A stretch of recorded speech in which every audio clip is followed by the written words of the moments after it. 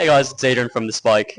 Here I have XLG NoMan after their 0-2 loss against NRG for the first game against London. So, talk me through that game, especially like with the triple Sensi comp on Lotus. It looked like you guys were gonna run away with it, but then, NRG doing their thing, like clawed back. Yeah. Just kind of talk me through like the game. Yeah, first of all, this comp is something we've had for a long time since Paris when I saw you the first time. Yeah. So it's we know how to play it. Yeah. And to be honest, I feel like that map loss was on us completely. NRG, of course, you have to play well, but it was basically on us. Yeah. And Kiko.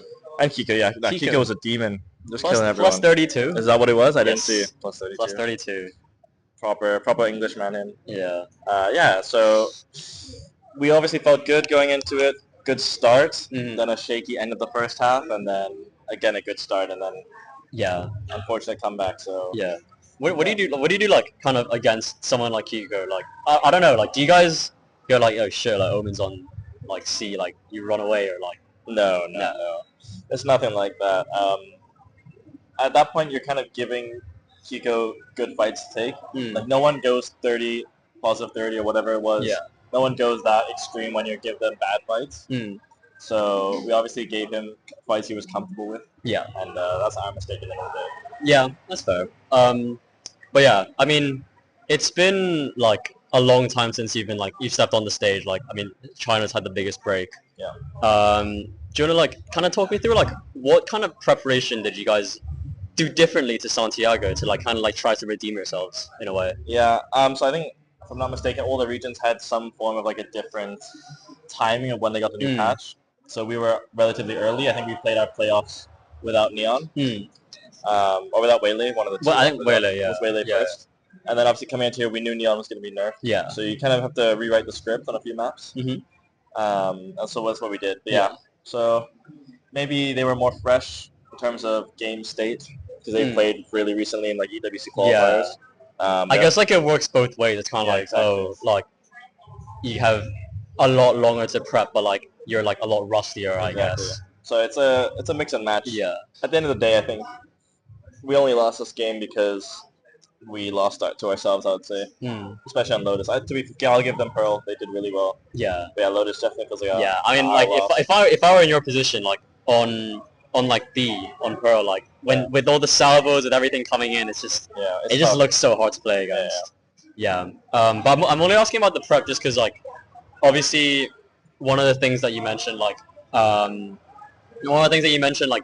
China has to kind of change mindset-wise going in is obviously confidence. Confidence is key, as you mentioned. Yeah. But I was kind of wondering more about just the tactical prep, prep and that kind of side of things. Yeah. So tactically, I think we played a lot of Neon.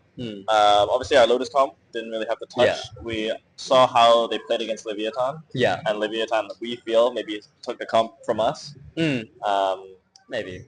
So it's too influential. Yeah, something like that. So we knew Lotus was fine. In terms of other maps, there was a lot of mix and matching. We actually hadn't played a lot of the agents. We didn't really have a full Phoenix player. Yeah. We were mix and matching, seeing who would play Phoenix. Yeah, I actually felt that because Raghav looked just slightly uncomfortable on the. Yeah, and Scrims is doing really good. So maybe it's a match thing. Yeah. But yeah, we were flip flopping. I started on Phoenix. He played Jet, and then we swapped over. So that was the majority of the prep was figuring out which agents were hyper comfortable. Yeah. And then it was building a game plan. Yeah, and speaking of comfortability of agents, obviously you started off as a duelist player. I'm pretty sure you started just a jet player. How does it feel going back to the agent? I mean, you were you're doing your thing. You're getting you're getting in there. How did that feel? It feels good. Yeah. First of all, sorry, something in my throat. No worries. Do we have any water, really quick? Sorry. No worries about that. Yeah. Had to buy your crisp before this. So. Yeah, that about Chris. Yeah. Yeah. Little prawn cocktail. Yeah. So. Yeah. Can't we get those in China, man? What were we talking about? Jet.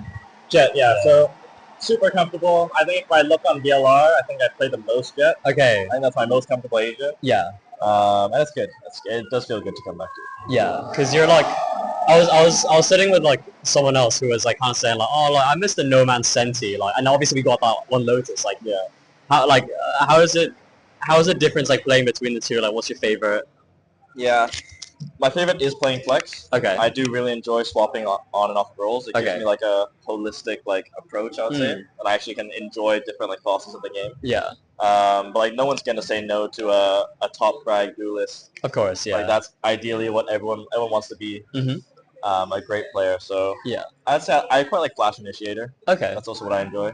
So yeah, it's a mix and match. I think what is good for this team is we have shooters. Yeah. So I'm just trying to facilitate those shooters as best I can. Okay. Is that like you'd say like what you'd say like you'd bring the most value to on like a team? I do think so. I think like my mechanics are like pang average. Yeah. I would just say I bring out the better of my teammates. Okay. And like speaking of like a teammate that's like insane, obviously like Happy Way, especially on that Lotus, like he was just tapping heads. Yeah. Just kind of wondering like from your perspective, how does Happy Way like stack up to other Sentinels across the other regions? I said he's the best player in the world. Okay. Multiple times. I think he's the best. Yeah. And of course I get to see more of him and less of other people.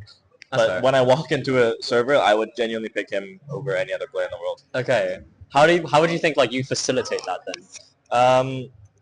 I'd say there's two sides. One tactically, Yeah. I'm very vocal in terms of like information or planning. Yeah. So if he can switch off his brain for a little second and focus on his crosshair, I think that's where I can facilitate him. Yeah. And then out of the game, the kind of mental side, keeping him like positive, happy. So there's two possible. Yeah. And like obviously the mental side, like going back to the kind of theme of like confidence and stuff. Like, do you think, especially like the energy comeback on Lotus, like, do you think you'd attribute that to like, kind of like a lack of confidence near the end? Maybe. I think there's potential to say that. I would say what I felt is we were trying to rush the win, I would say, which is a problem we've had for a while. Like taking fights that we wouldn't have taken at the start of the half, or we wouldn't have taken if the gap wasn't that big. So yeah, maybe confidence is is part of it. Yeah, for sure. But like, I guess like stepping away from the game a little bit, like, you know, I don't know how long you guys have been in London for, like, but have you like brought the boys to see anything or like done anything like fun? So they went and had the first thing they wanted, their classic Spoons. British trope. They wanted fish and chips. Let's go. So they enjoyed that. Yeah. I think they had a good time. Yeah. I tried to get them into a meal deal. No one wanted a meal deal. It's funny. I had a meal deal on the way here. Literally, and for me, it's like when I was in uni, it was just like that's the go-to lunch. Yeah. And that's why I was like, they didn't want a meal deal. They wanted proper food. We had like full English breakfast. Okay. So Can't go wrong with that. Can't go wrong with Can't that. go wrong And, with that. you know, if we lose 2 in a row, we might need a spoons visit to drown out the noise. Okay, so, but you're not okay. But like this event is China's event. yeah. Yeah. So So we'll see. yeah. So we'll see. Yeah. But like, okay, win or loss, you gotta go to Spoons. I think I have to take them. Yeah. Get the QR code out. Get them some drinks. Get the 3 sides 15. It's literally my favorite, my go-to. So yeah. Yeah. And like you kind of mentioned like when we did a previous interview in China, like how qualifying to London is like really important to you. Like you've got friends here, like your girlfriend's here. Like have they come today or like are they gonna? Yeah. 8 of my 8? family and friends came today. Okay. So it was such a special occasion. Yeah. And whenever I have family around, it always just calms me down so much. And I feel like that's why I can perform sometimes when I'm with them. It kind of drowns out like the importance of the event. And sometimes it makes me feel like like I haven't seen my family in so long. Yeah. Let's just enjoy the time. Kind of like makes you think about like the I guess like more important things. Yeah, is it that deep? And I think Yeah. it is obviously like it's important, but Yeah. when you're on stage and you see them smiling and laughing, it's Yeah. like a different experience. Yeah, I could tell like the theatrics on stage were like I mean I guess like it's partially like directed to them as well. Yeah, for sure. Yeah. I mean like to round off the interview, can you give me the best? We have to do it together Okay, at the camera. Ready? Okay. 3, 2, 1. 3K! Alright. Perfect. Yeah. Good luck, bro. Thank you, bro. Nice to meet you.